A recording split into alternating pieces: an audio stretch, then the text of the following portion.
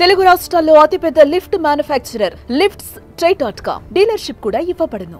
Centrally sponsored schemes 9,015 కోట్ల రూపాయలు ఇచ్చేసి దగ్గర 73 స్కీమ్స్ని రివైవ్ చేశాం. మనం అందరం అర్థం చేసుకోవాల్సింది, కేంద్రం 90-10 ఇస్తారు, 50-50 ఇస్తారు, 60-40 ఇస్తారు, కొన్ని 45-55 ఇస్తారు.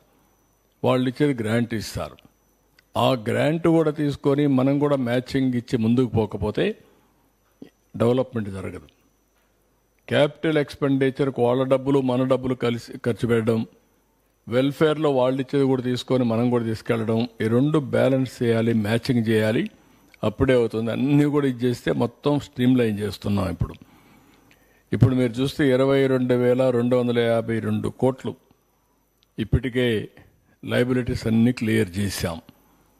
ఇవన్నీ క్లియర్ చేసిన తర్వాత ఇంకా చాలా ఉన్నాయి. అంటే వీళ్ళు చేసిన అప్పులు వల్ల ఎఫ్ఆర్బిఎం పర్మిట్ చేయదు, అప్పులు తేలేం. అదే మరిగా ఫైనాన్స్ కమిషన్ డబ్బులు కూడా నెక్స్ట్ ఇయర్కి వచ్చే డబ్బులు కూడా డ్రా చేసుకొని వెళ్ళిపోయారు. ఆ దొంగలు చేసినట్టు ఎప్పుడు నేను ఊహించలేదు. నేనేదో డబ్బులు వస్తాయని మా ఫైనాన్స్ సెక్రటరీ చెప్పి నెక్స్ట్ ఇయర్ ఫైనాన్స్ ఇది ఉంది కదా, కమిషన్ డబ్బులు వస్తాయి చూడమంటే అవి కూడా డ్రా చేశారని చెప్పి చావు కబురు చల్లగా చెప్పే పరిస్థితికి వచ్చాడు. అంటే ఈ విధంగా ఏ గవర్నమెంట్ కూడా చేయదు. ఎప్పుడో రావాల్సిన డబ్బులు ముందుగానే ఏదో చెప్పేసి మ్యానిపులేట్ చేసి తీసుకొచ్చే పరిస్థితికి వచ్చారు. దెన్ నెక్స్ట్ ఇక్కడ ఎన్టీపీసీ ఇవన్నీ కూడా నేను మీకు మొన్న కూడా చెప్పాను.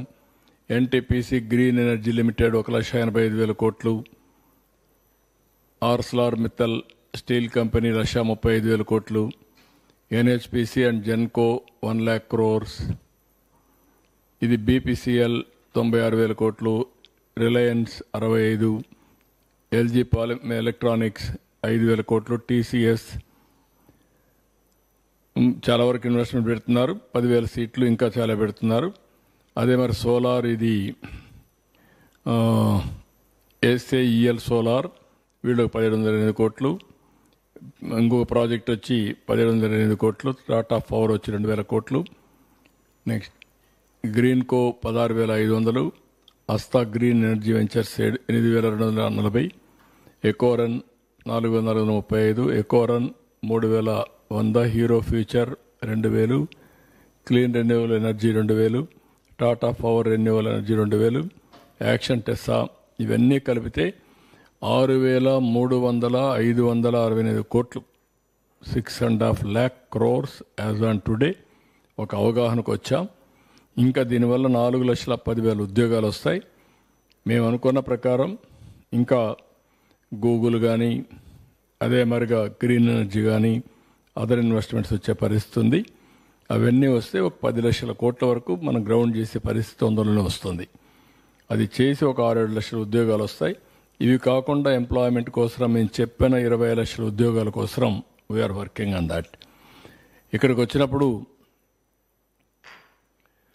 నెక్స్ట్ నేను చాలాసార్లు ప్రజలందరికీ ఒకటే చెప్పాను, మేము ఊహించిన దానికంటే ఎక్కువ డ్యామేజ్ జరిగింది రాష్ట్రానికి. మా దగ్గర లెక్కలు లేవు. ఆ రోజు మేము బయట పేపర్లో వచ్చేటివి, మాకుండే అవగాహన, వీళ్ళు చేసే వ్యవహారాలు, ఆ రోజు కూడా ఎక్కడ ఇన్ఫర్మేషన్ కూడా రాకుండా, జీవోలు కూడా ఏవి ఆన్లైన్లో పెట్టకుండా, కోర్టు చెప్పినా కూడా ఇవ్వకపోతే మేము ఎప్పటికప్పుడు అనలైజ్ చేసి ఒక ప్రజల్ని ఎడ్యుకేట్ చేశాం. మాకంటే ప్రజల్లో ఇంకా డెప్త్కి వెళ్ళారు. అంటే వాళ్ళ యొక్క ఇంట్యూషన్ పనిచేసింది. అందుకే 93% స్ట్రైక్ రేట్ ఇచ్చారు. ప్రజలు డెస్పరేట్గా ఉన్నారు. ఈ గవర్నమెంట్ వల్ల పూర్తిగా నష్టపోయామని పూర్తిగా నమ్మి విశ్వాసం పెట్టి ఇచ్చారు. మేము వచ్చిన తర్వాత డిగ్ చేస్తూ ఉంటే మొత్తం డిపార్ట్మెంట్స్ అన్నీ అనలైజ్ చేస్తే ఊహించనటువంటి నష్టం జరిగింది రాష్ట్రానికి.